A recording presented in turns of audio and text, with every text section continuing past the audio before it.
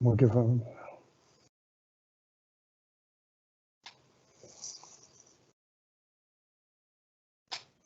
Give it like a 5 count.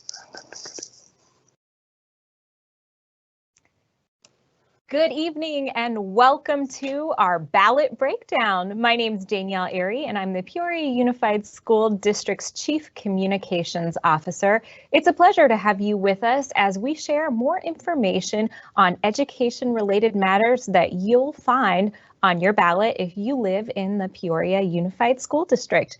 I'm so thrilled that we have two of our just really remarkable leaders here for the Peoria Unified School District that have joined us tonight to share a little bit more information with us on school finance, on elections. We'll be hearing soon from our Chief Financial Officer, Ms. Michelle Myers, as well as some words from our Superintendent Dr. Jason Reynolds.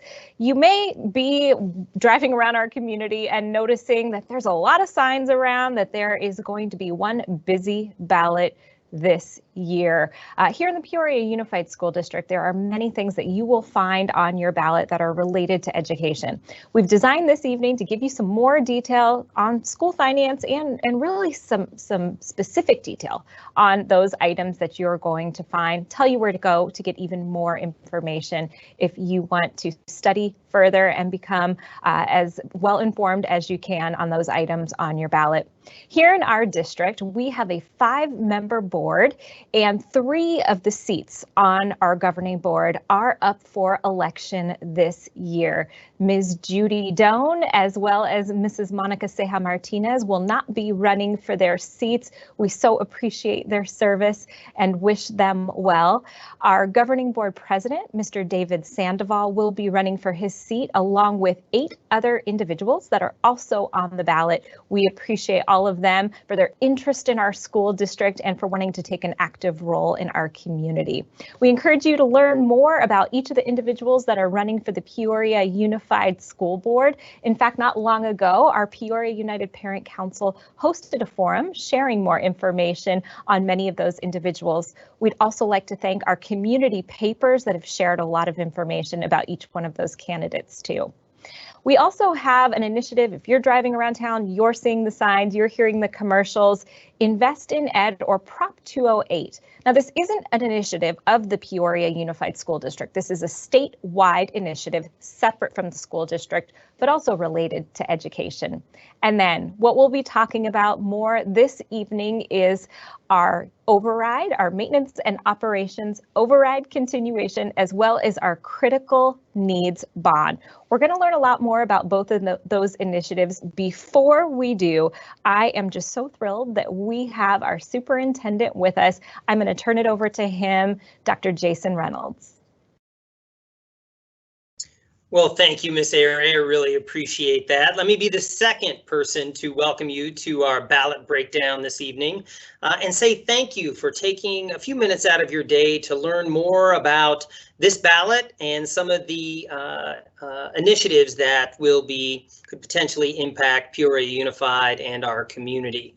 I also want to take just a second and say thank you to our community at large for your support as we have navigated a very, very challenging time.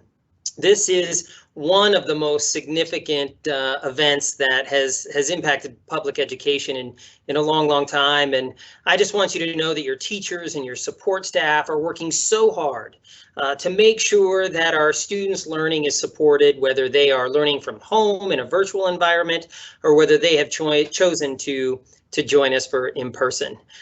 These have been, again, very difficult times, and we can't do it without your support. So thank you very much. So let me talk with you a little bit about that busy ballot that Ms. Airy mentioned earlier. When you get that ballot, they are designed in a very specific way. And so you look at the front of your ballot, the very first things you're going to see at the top are our federal or our national issues that are on there. And then it goes federal, then it'll go state, then it'll go city, and then it'll eventually get down to our local initiatives. So one of the things that I'm really interested in, and I've been as I've heard around the community, is that there's a movement to start from the back of the ballot, flip the ballot over, and start with our local initiatives so that you can work from the end of the ballot to the front. It's something that I'm going to employ as I fill out my ballot, and I would really encourage you to think about doing that as well. That way, start with those local initiatives that impact our local community, and then work towards the larger, just as important, obviously, initiatives that are at the beginning of that ballot. So just an interesting technique, an interesting strategy, and you'll have to tell me how that goes. So next, it is my pleasure to introduce the finest Chief Financial Officer in all of public education. She cares deeply about ensuring that we are great stewards of the resources that our community provides us. And she talks about it, she lives it, she breathes it, she thinks about it every single day. We are absolutely lucky to have her. Her name is Michelle Myers. Michelle? Well, thank you, Dr. Reynolds. Thank you very much. And thank you, community, for the opportunity this evening to share information with you about the Peoria Unified School District's initiatives that are on the November 3rd, 2020 ballot, as well as a little bit about school finance in general. Tonight, I will share information about public school district maintenance and operations and capital funding, as well as information on the district's 13% M&O override continuation and critical needs bond questions that are on the November 3rd ballot this election cycle. The Peoria Unified School District is a political subdivision of the state of Arizona. The financial activities of the district and related budget and expenditure requirements are embedded in Arizona revised statutes and the Arizona Constitution. Oversight and compliance enforcement are managed by the offices of the Arizona and Attorney General and Auditor General, as well as the Arizona Department of Education. Federal grant funds are also subject to federal agency and code requirements. The district is audited each year regarding our compliance with external legal requirements related to funding. I am sharing this information this evening with our community so you understand that external oversight also applies to how the district can expend taxpayer funds from ballot initiatives that are approved by the voters in the district. The district adopts an annual expenditure budget each year in July at a public hearing with the opportunity for input from the Peoria Unified community.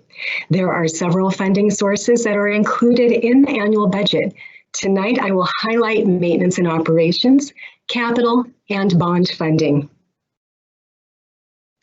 In the early 1980s, the Arizona legislature refined the school finance system to provide equal funding dollars per weighted pupil for school district operations through a balancing of the qualified property tax rate and state and county equalization assistance.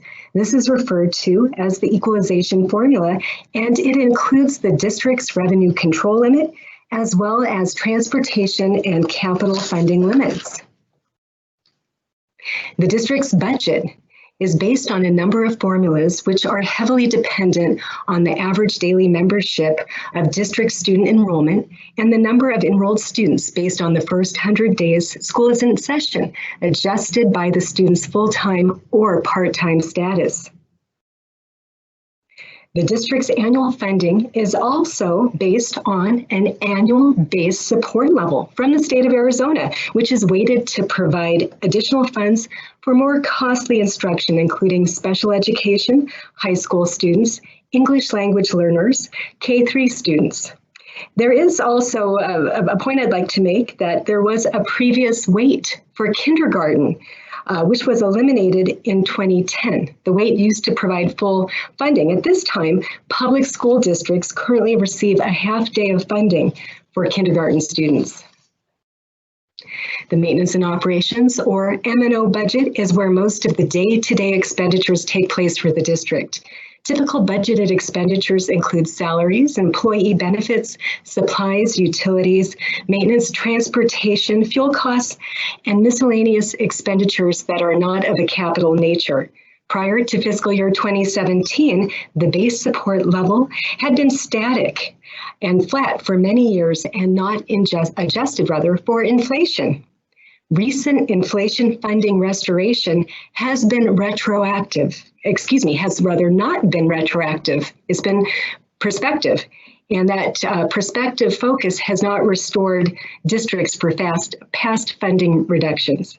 Over the years, local voter support for increased maintenance and operations budgets has become an important part of many public school districts' annual budget planning and compensation structure for positions, programs, and teacher compensation levels that would not normally be funded by the annual state base support level.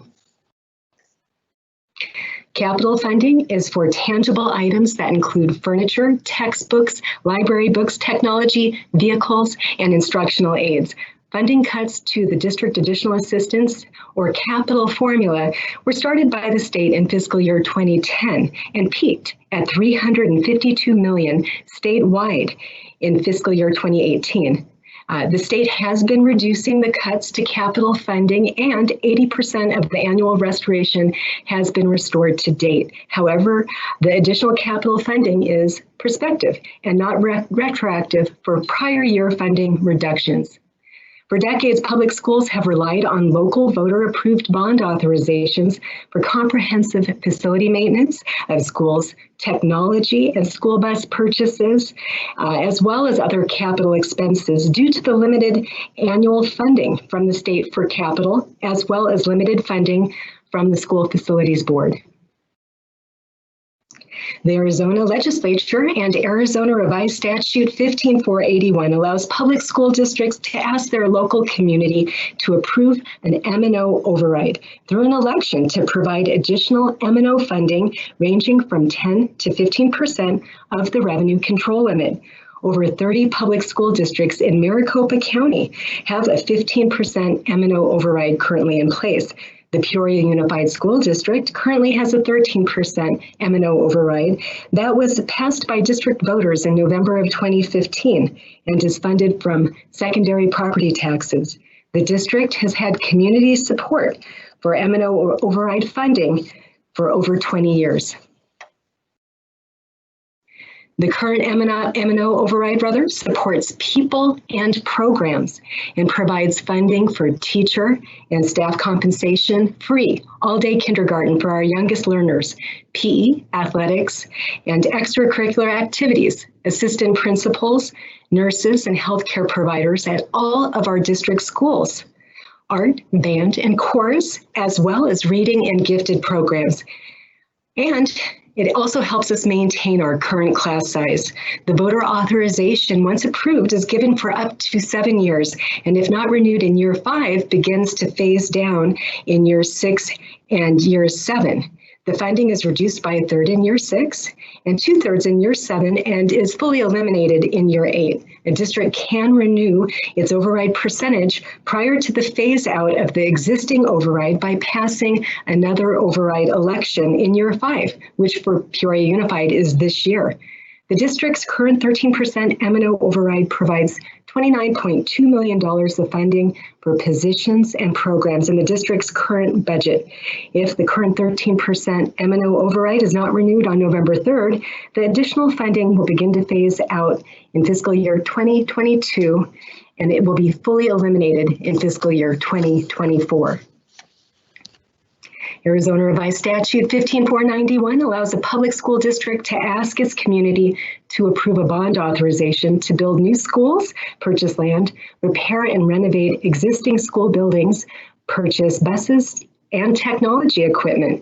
The resulting bond sales are repaid through a secondary property tax that's applied to homes, residential homes, and commercial properties within the district. Public districts have relied on bond authorizations from their communities to fund capital projects and purchases that would not be possible with the annual capital funding amounts that are provided by the state of Arizona or from the School Facilities Board. The way a district can spend the bond proceeds is approved by the voters. and it's restricted by law. In particular, the funding cannot be used for teacher and staff compensation or M&O expenses. The Peoria Unified voting community has approved district ballot questions for bond authorizations for decades, including in most recent years, 1996, 2002, 2005, and 2012. The most recent 2012 bond authorization and program is in its final stages from a project perspective, and the bond authorization has been fully sold to date. During the spring of 2020, the Citizens Advisory Committee was reconvened for the district to make recommendations to the governing board regarding calling for a bond and/or override election on Tuesday, November 3rd, 2020, and the amounts and/or percentages to correspond with each respective recommendation. The committee recommended the continuation of the 13% M&O override on the November 3rd ballot, as well as a $125,255,000 critical needs bond. The bond recommendation did not include new construction, but only priority and essential projects and construction projects district-wide based on a recent facility assessment study. This would include roofing, HVAC, restroom repairs, electrical, plumbing, and safety projects.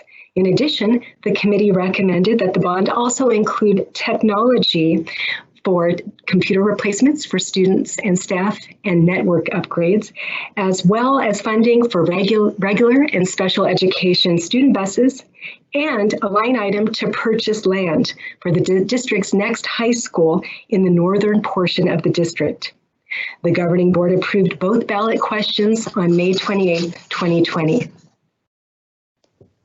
Local voter authorizations and approved M&O budget overrides are funded from secondary property taxes.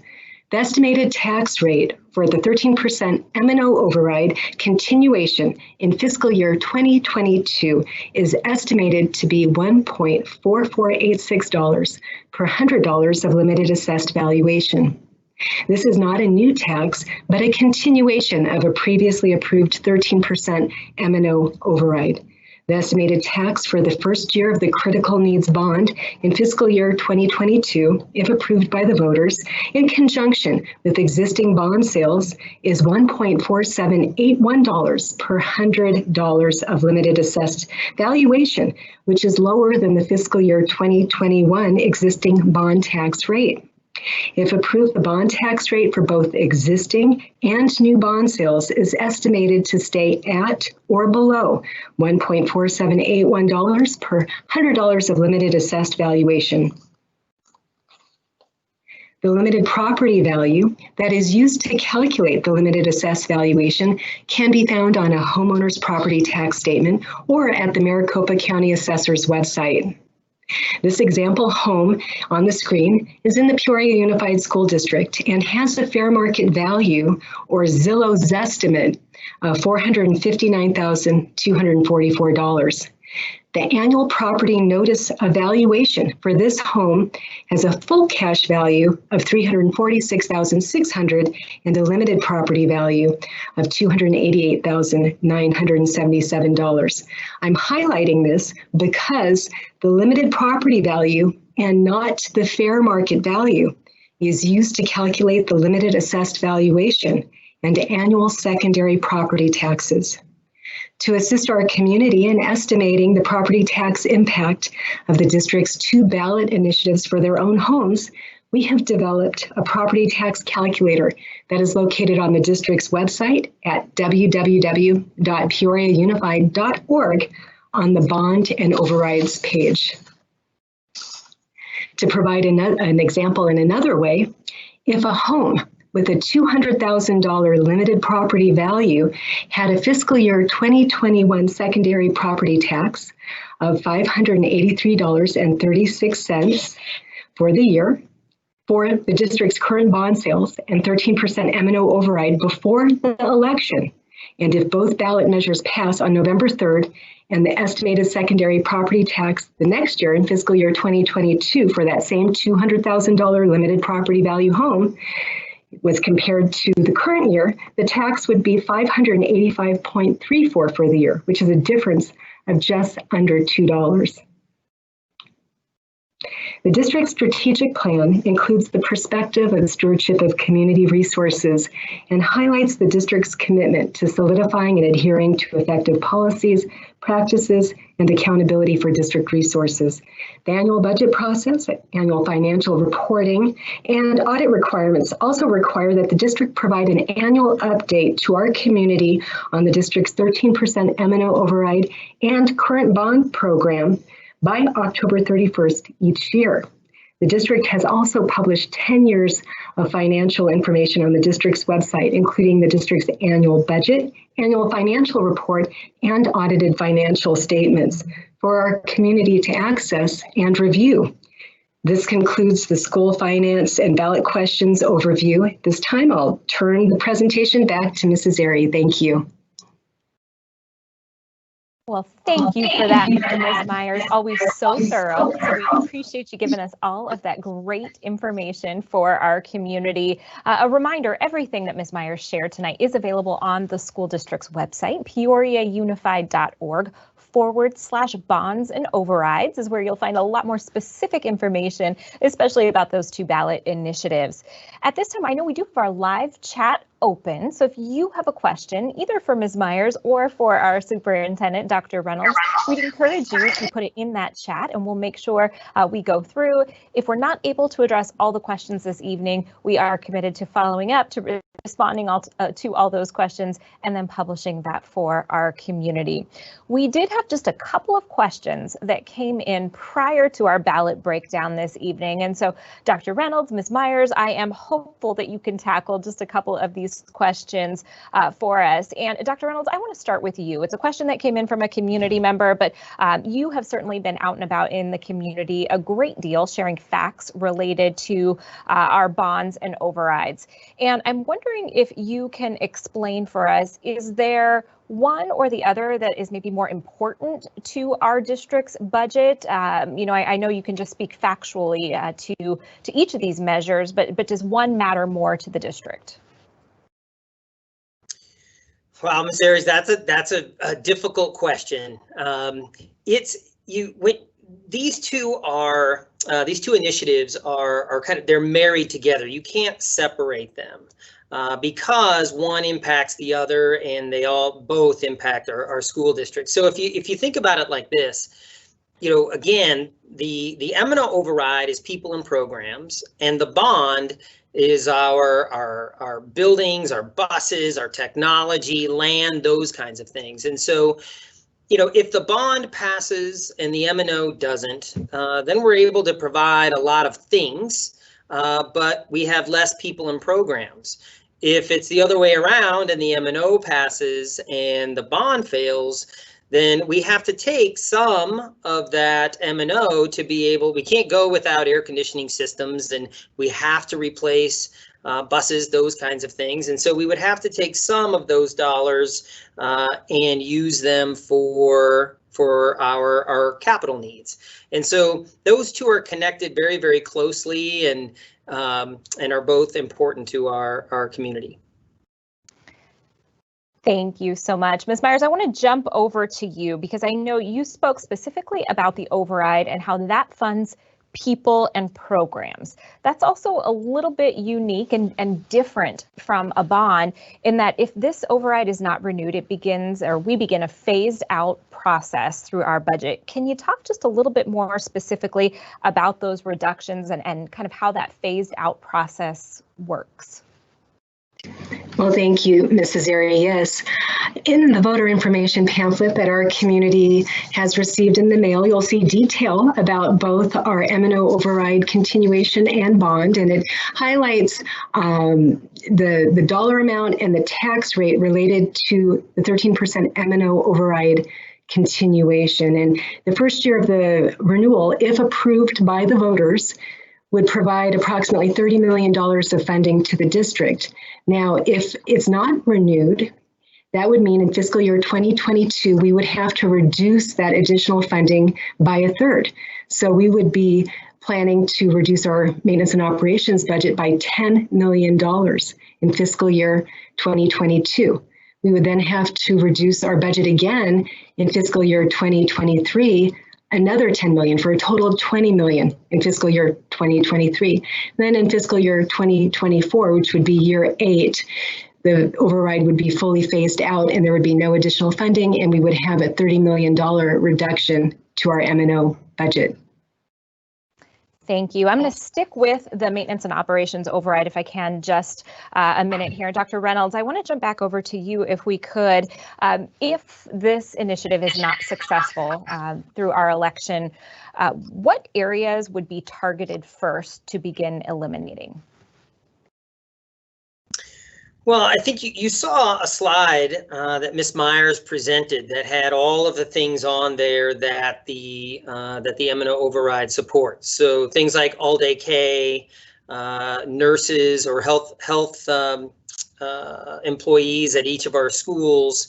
It talks about employee compensation, class size, reading programs, extracurricular activities, arts. There's lots of things there, and so we would have to start with those because that's what's being funded out of that M&O override. And so, as a community, if we decided that we need to provide some of these services, then we have to figure out a way to fund them. So the way I've been describing it is, imagine that you have 2 glasses of water, a small glass that has our M&O override and a bigger glass that is our state funding.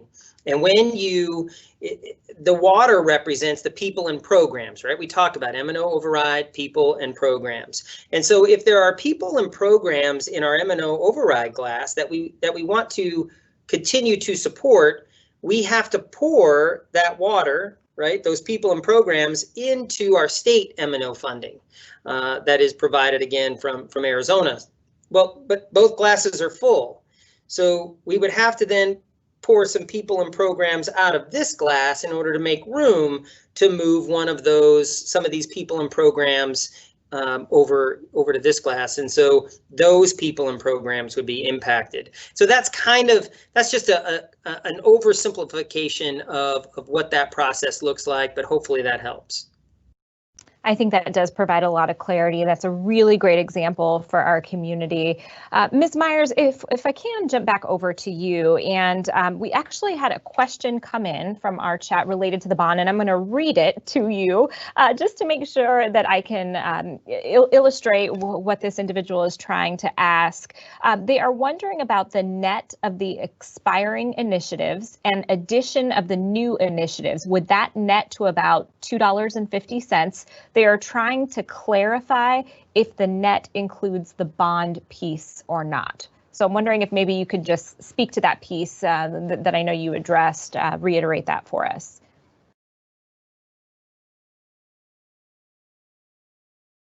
I believe we may have you on mute, Ms. Myers. Thank you, Mrs. Airy.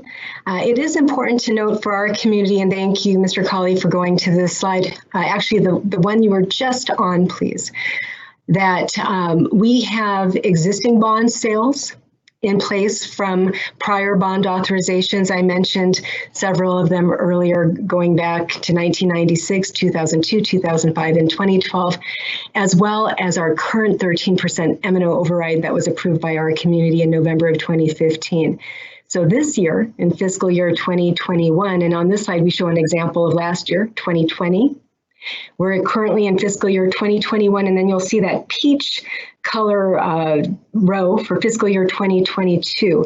And that's a comparison of the current year compared to next year if the bond question as well as the M&O override continuation both passed. And what we're trying to illustrate is 2 points: that the M&O override tax is a continuation of a tax that was previously approved, is not a new tax. But with the bond, when you look at the bond secondary tax rate related to existing bond sales, meaning past bond authorizations and past bond sales, in conjunction with the new bond authorization, the two in combination are $1.4781 per $100 of limited assessed valuation, which is slightly lower than the $1.5045 per $100 of limited assessed valuation, which is one row up. So I'm in that total bond existing and new column. And so you can actually see where the new bond would come online in 2022 with this graphic. In the voter information pamphlet, it actually highlights the years of proposed amortization of the bond sales related to the new authorization, and the average tax rate for the new bond authorization, if approved over the life of the bonds, is 0.47 cents per $100 of limited assessed valuation. But we're showing this example with our existing bond sales in conjunction with the new bond sales. The highest rate would be in the 2022 year in this example. And so hopefully that answers the question. I would invite our community, again, to visit our district website and to use the property tax calculator to see the impact of their own property and the two secondary tax funded initiatives. If we go to the next slide, go two down, please, Mr. Colley. Here, there's an example of secondary property taxes for an illustrative home with a limited property value of $200,000 this year before the election, and we have that in red, compared to next year after the election, assuming both ballot questions would pass. And again, we're showing that tax rate change for the override continuation, as well as the existing bond program, bond sales, and the potential new bond program. And we're showing that for that home, the net change between the 2 years is just under $2. I hope that answers the question. Thank you. I think that's an excellent question. So that really helps for our community to understand that. And you mentioned that property tax calculator. That tool is just really invaluable for someone to be able to go out, not have to guess, and to be able to actually see what the impact is for them. Ms. Myers, if I can ask you, there's a lot of discussion. People are hearing quite a bit in the media relative to funding that school districts may be receiving based on grants from the federal government from COVID-19. And I know there's a few of them out there. There are some saying, well, since we're getting money from those grants, or could have the potential to get money from those grants, maybe there is not a need for school districts to have other initiatives in place. Can you talk just briefly about those particular grants, those opportunities for our school district, and does that replace the need for bonds and overrides?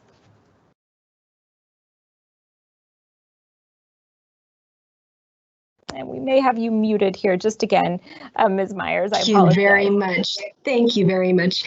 Fiscal 2020, which just ended on June 30th for the Peoria Unified School District, was very unique because it included a pandemic that really affected the fourth quarter of the fiscal year and continues to impact all public school districts statewide this fiscal year. And due to that, many of you have heard of the term CARES Act funding. The federal government passed emergency funding back in March that also provides assistance to states and public school districts. There are three grants that we're managing. I'll speak to two at this moment. One is referred to as the ESSER grant, which is a subset of the state's CARES Act funding. And then there's an enrollment stabilization grant from the governor's office.